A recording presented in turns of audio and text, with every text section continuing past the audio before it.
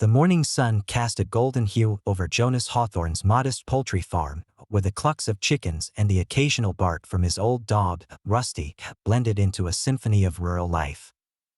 Nestled near the serene river Glencairn, the farm was Jonas's sanctuary, a haven of simplicity in an increasingly complicated world. He lived alone, having inherited the farm after his father passed away. Though his life was far from luxurious, it was fulfilling. Every day was a battle to keep the farm running, but Jonas took pride in the work. The river was Jonas's favorite place on the property, its crystal-clear waters reflecting the sky and its gentle current whispering promises of peace. It was here he often sat, planning ways to improve his struggling business, and sometimes reminiscing about the past. The river had been his lifeline, providing water for his chickens during droughts and solace during difficult times. That particular morning, Jonas's thoughts were elsewhere. Bills had been piling up on his kitchen table, and a letter from the bank served as a stark reminder of his overdue loan payments. He had barely made it through the last season, and though the farm was his pride, it was also a heavy burden. With a sigh, he set his mug of coffee down and grabbed his hat, ready to start the day. As Jonas tended to the chickens, a noise disrupted the usual rhythm of the farm. The low hum of a luxury car engine grew louder as it approached his gravel driveway. Startled, Jonas turned to see a sleek black sedan pull up near his house, its glossy finish gleaming in the morning sun. The car was a stark contrast to the rustic surroundings, and Jonas's instincts bristled. A man in a sharp gray suit stepped out of the car, his polished shoes crunching against the gravel. He carried a briefcase and moved with the air of someone who was used to getting what he wanted. Jonas wiped his hands on his overalls and approached cautiously. "Good morning," the man greeted, his voice smooth but businesslike. "Mr. Hawthorne, I presume?" "That's right." "Who's asking?" Jonas replied, his tone wary. "My name is Lawrence Calloway. I'm a representative of Pierce Development Corporation," the man said, extending his hand. Jonas hesitated before shaking it, noting the firm grip and the faint scent of expensive cologne. "We've been acquiring land along the Glencairn River for an exciting new project. Your farm happens to be right in the middle of our planned development." Jonas frowned. "I'm not interested in selling," he said firmly. Lawrence chuckled, unfazed. "I expected as much, but I assure you, the offer is generous. We're prepared to pay above market value. It's an opportunity to secure your future, Mr. Hawthorne." The mention of money stung. Jonas could use it to pay off the bank, maybe even move somewhere easier to manage. But selling the farm felt like betraying his father's legacy. "No deal," Jonas said, turning back toward the chicken coop. "This farm isn't for sale." Lawrence's smile thinned. "Think it over," he said, placing a business card on the fence post. "But don't take too long. Opportunities like this don't last forever." The car disappeared down the road, leaving Jonas with an uneasy feeling. He crumpled the business card and shoved it into his pocket, unwilling to give the matter more thought. As the day wore on, Jonas tried to shake off the encounter. He focused on his chores, feeding the chickens, repairing the wire fence, and ensuring Rusty's water bowl was full. But his mind kept wandering back to the stranger's visit. What could be so valuable about his land that a corporate giant like Pierce Development would come all the way to his farm? Later that afternoon, Jonas decided to walk along the riverbank, hoping the familiar sights and sounds would clear his head. Rusty trailed behind him, sniffing the grass and wagging his tail. The air was crisp, and the river sparkled under the sunlight. For a moment, Jonas felt the tension ease. But as he rounded a bend, his heart stopped. There, nestled in the reeds along the riverbank, was something out of place, an expensive leather briefcase, partially submerged in the water. It was battered, its corners worn and one side torn open. Jonas stepped closer, his boots sinking into the soft mud, and pulled the briefcase free. Curiosity overpowered caution as he unlatched it. Inside were bundles of cash, neatly stacked and bound, along with a few papers and a small black object that looked like a recording device. Jonas stared in disbelief. The briefcase must have been worth tens of thousands of dollars, but its presence here, on his quiet farm, made no sense. Rusty growled lowly, his ears perking up. Jonas's gut told him something wasn't right. He quickly snapped the briefcase shut and carried it back to the house, his mind racing. Who could have left this here? And why? Back in his kitchen, Jonas examined the papers more closely. They appeared to be contracts and correspondence, though the language was dense with legal jargon. One name, however, stood out: Charles Pierce. It was the same name associated with the development corporation. Jonas's pulse quickened as he turned his attention to the recording device. After a moment's hesitation, he pressed play. A conversation crackled to life, a heated argument between two men. One of the voices was unmistakably Lawrence Calloway's. "I don't care what it takes," Lawrence snarled. "We need that farm. The deal falls apart without it." "And if he won't sell?" the other voice asked. "Then we make sure he doesn't have a choice," Lawrence replied coldly. "Accidents happen all the time in the countryside." Jonas's blood ran cold. The briefcase wasn't just an accident, it was evidence of something dangerous. He thought about calling Lawrence's bluff earlier that morning, the way the man's polite demeanor had barely masked his aggression. It all made sense now. His hands trembled as he reached for his phone and dialed the local police. When the operator answered, Jonas spoke quickly.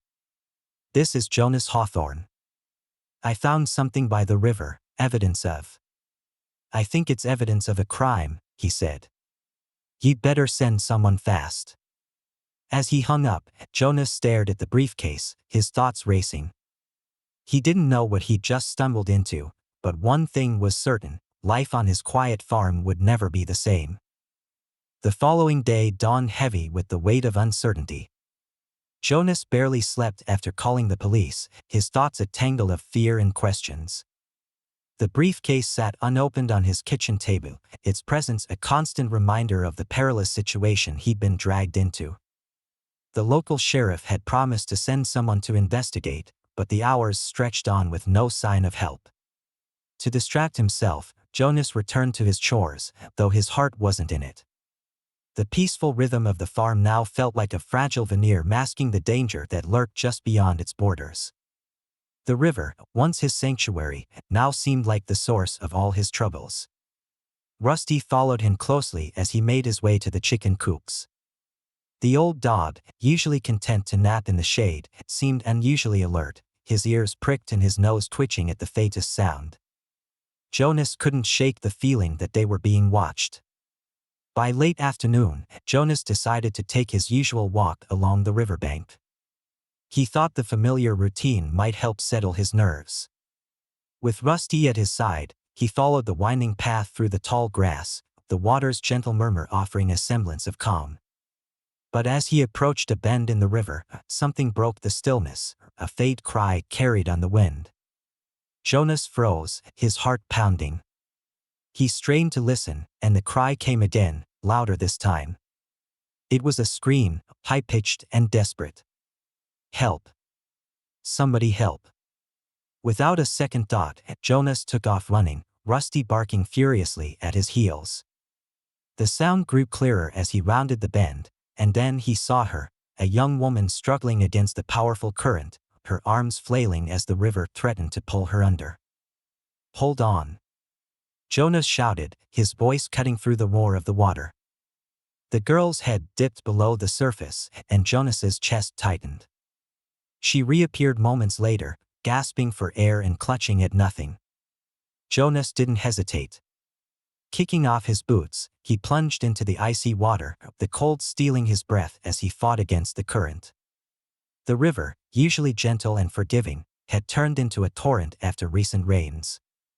Jonas's strong arms cut through the water as he swam toward the girl, his eyes locked on her terrified face. She was drifting closer to a cluster of jagged rocks, her strength failing. "Grab my hand," he yelled, extending his arm. She tried, but her fingers slipped against his wet skin. Jonas pushed harder, his muscles burning as he reached her just before she was swept into the rocks. Wrapping one arm around her, he kicked furiously, propelling them both back toward the shore. It felt like an eternity before his feet found solid ground.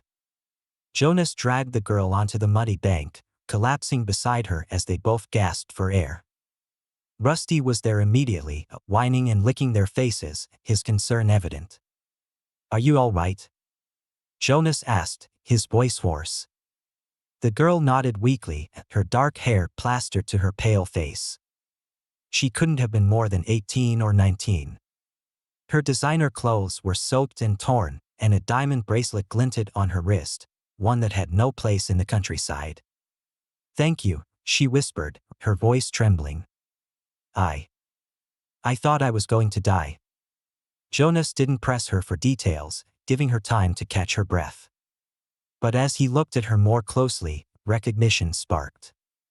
This was Violet Pierce, the daughter of Charles Pierce, the man whose company had tried to buy his land. Once Violet had regained enough strength to sit up, Jonas gently pressed her for answers. "What are you doing out here?" he asked. "The river isn't safe this time of year." Tears welled in her eyes, and she hugged her knees to her chest. "I didn't mean to fall in," she said. "I was with some friends. They dared me to use the rope swing, and her voice broke, and she buried her face in her hands. "They just left me when I fell." Jonas's jaw tightened. He'd heard enough about spoiled city kids causing trouble in the countryside, but this felt different. Violet wasn't just any teenager, she was the daughter of the man who wanted to tear his farm apart. "You're Violet Pierce, aren't you?" he asked carefully. She looked up at him, her tear-streaked face registering surprise. "How do you know who I am?" Jonas hesitated, debating how much to reveal. "Your father's company has been trying to buy my farm," he said simply. Understanding dawned in her eyes. "Oh," she said, her voice barely audible. She looked away, ashamed. "That's why you don't want to help me, isn't it?" Jonas shook his head. "I didn't say that. Saving you doesn't have anything to do with your father. I'm just glad you're okay." Her shoulders relaxed slightly, but she didn't respond. Jonas helped her to her feet, noticing how frail she looked despite her polished exterior. "Come on," he said. "Let's get you back to my place. You need to warm up before you catch your death out here." Back at the farm, Jonas offered Violet a blanket and a cup of hot tea. She sat quietly at the kitchen table, staring at the steam rising from her mug. For a while, neither of them spoke. Jonas was still trying to process the surreal turn his day had taken. Then, the sound of tires crunching on gravel interrupted the silence. Jonas peered out the window to see another black sedan pulling into his driveway. His stomach twisted. The last thing he needed was more trouble. Two men stepped out of the car. One of them was Lawrence Calloway, the corporate representative who had visited the day before. The other was a burly man in sunglasses who looked more like a bodyguard than a businessman. Jonas's instincts flared.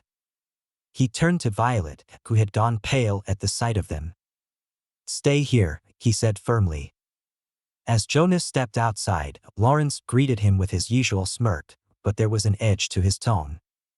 "Mr. Hawthorne," he said, "I understand you've had an eventful day." Jonas crossed his arms. "What do you want?" "We're here to retrieve Miss Pierce," Lawrence said smoothly. "Her father is very worried about her." Jonas's gut told him something was off. He glanced back at Violet through the window, and her expression confirmed his suspicions. She looked terrified. "She's not going anywhere until I hear it from her," Jonas said, his voice firm. Lawrence's smirk faded. "I wouldn't recommend making this difficult." Jonas stood his ground, his fists clenched. He didn't know what he'd just stepped into, but he wasn't about to let Violet leave with these men, not until he knew the full story. The air outside Jonas's modest farmhouse crackled with tension as Lawrence Calloway's smirk turned cold. Behind him, the The burly bodyguard loomed silently, his sheer presence a threat. Jonas stood firm, his boots planted on the gravel, while Violet peeked anxiously from the window, her face pale with fear. "She's not leaving unless she wants to," Jonas said, his voice calm but resolute. Lawrence let out a low chuckle, but it lacked any trace of humor. "Let's not make this more complicated than it needs to be, Mr. Hawthorne. Violet belongs with her family." "I think she's old enough to decide for herself," Jonas replied. "And right now, she looks scared out of her mind. So why don't you explain what's really going on here?" The bodyguard stepped forward, but Lawrence held up a hand to stop him. His eyes glinted with thinly veiled annoyance. "You're making a mistake, farmer," Lawrence said sharply. "You don't know who you're dealing with." Jonas felt a surge of anger. "And you don't know me. So unless you've got a good reason for me to let her go, you can get off my property." Lawrence's face darkened. "Fine," he hissed. "But don't say I didn't warn you." The two men retreated to their car, their departure as abrupt as their arrival. Jonas watched them drive off, the unease in his chest growing heavier. Something wasn't adding up. Back inside the farmhouse, Violet sat huddled in her blanket, clutching the cup of tea Jonas had made her earlier. She looked up at him with wide, tear-filled eyes. "They're going to come back," she whispered. "He shouldn't have done that." Jonas pulled out a chair and sat across from her.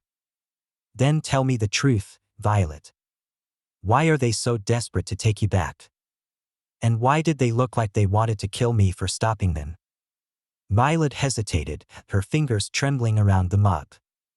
Finally, she took a deep breath and began to speak. "It's my father. He's not just trying to buy your land for a development project. He needs it for something else." "What does that mean?" Jonas asked, his brow furrowed. Violet's voice dropped to a whisper, as if the walls themselves might betray her. "He's been using the land deals as a cover. There's something buried near the river, something he doesn't want anyone to find." Jonas's stomach tightened. The briefcase he'd found flashed through his mind, along with the recording of Lawrence's sinister threats. "What is it?" "I don't know exactly," Violet admitted, her voice breaking. "But it's bad. I overheard him and Lawrence talking about it a few days ago. They said if anyone found it, it could ruin everything." Jonas leaned back in his chair, the pieces of the puzzle falling into place. The aggressive land offers, the threats, the briefcase, it all pointed to something bigger than a simple development project. "Why did you run away?" he asked. "Because I didn't want to be a part of it," Violet said, tears streaming down her cheeks. "I told my father I wasn't going to keep his secrets anymore. That's when he sent Lawrence to keep an eye on me. I thought I could hide, but then those kids dared me to swing into the river, and," she shuddered, her words trailing off. Jonas's jaw tightened. "You're safe here," he said. "I won't let them take you." But even as he spoke, he couldn't ignore the sinking feeling that safety was a fragile promise. That night, Jonas kept a shotgun close at hand as he bolted the doors and checked the windows. Rusty growled at every sound, his instincts mirroring Jonas's own. Violet had fallen into a fitful sleep on the couch, her exhaustion finally overpowering her fear. Around midnight, the silence was shattered by the low rumble of engines. Jonas looked out the window and saw two SUVs creeping up the driveway, their headlights cutting through the darkness. His pulse quickened. "Violet," he called, shaking her awake. "They're here." Her eyes widened in terror, but Jonas held up a hand. "Stay calm. Lock yourself in the bedroom and don't come out until I say so." She nodded and ran toward the back of the house as Jonas loaded his shotgun. He stepped onto the porch, his heart hammering. The SUVs came to a stop, and Lawrence stepped out, flanked by three men in dark clothing. Their faces were cold and determined.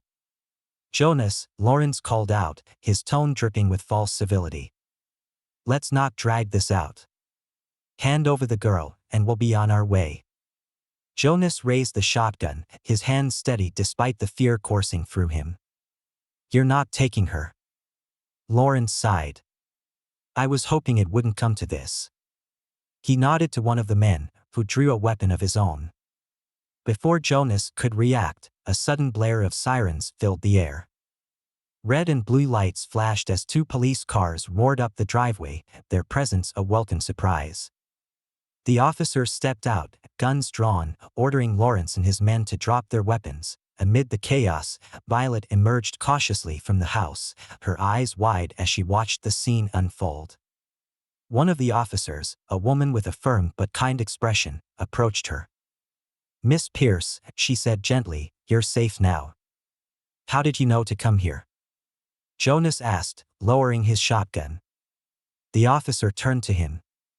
"We got an anonymous tip about a possible abduction attempt. Looks like someone decided to do the right thing." Jonas felt a flicker of relief, though he couldn't shake the sense that the night's events were far from over. As Lawrence and his men were handcuffed and led away, Violet clung to Jonas, her voice trembling. "Thank you," she whispered. "For everything." But Jonas's mind was already racing.